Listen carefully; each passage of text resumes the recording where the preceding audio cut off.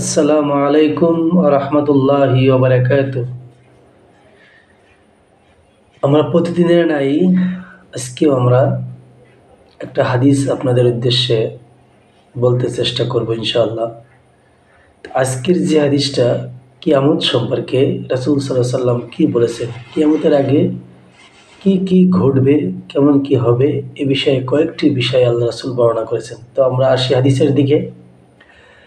আবু হুরায়রা রাদিয়াল্লাহু আনহু থেকে বর্ণিত, তিনি বলেন, নবী সাল্লাল্লাহু আলাইহি সাল্লাম বলেছেন, কিয়ামত কায়েম হবে না যে পর্যন্ত না ইলম উঠিয়ে নেওয়া হবে, অধিক পরিমাণে ভূমিকম্প হবে, সময় সংকুচিত হয়ে আসবে, ফিতনা প্রকাশ পাবে, হার্স বৃদ্ধি পাবে।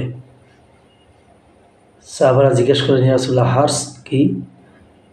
রাসূল সাল্লাল্লাহু আলাইহি ওয়াসাল্লাম বলেন, হার্স অর্থ খুন খারাপি, এবং তোমাদের সম্পদ এত বেশি বৃদ্ধি পাবে যে তা উপচে পড়বে। হাদিসটি বুখারী 979 নম্বর হাদিস। তাহলে আমরা এই হাদিস থেকে কিয়ামতের পূর্বে কিছু লক্ষণ আমরা জানতে পারলাম। রাসূল সাল্লাল্লাহু আলাইহি সাল্লাম এই হাদিসে কয়েকটি বিষয়ে উল্লেখ করেছেন কিয়ামতের আগে কি ঘটবে। আসসালামু আলাইকুম ওয়া রাহমাতুল্লাহ।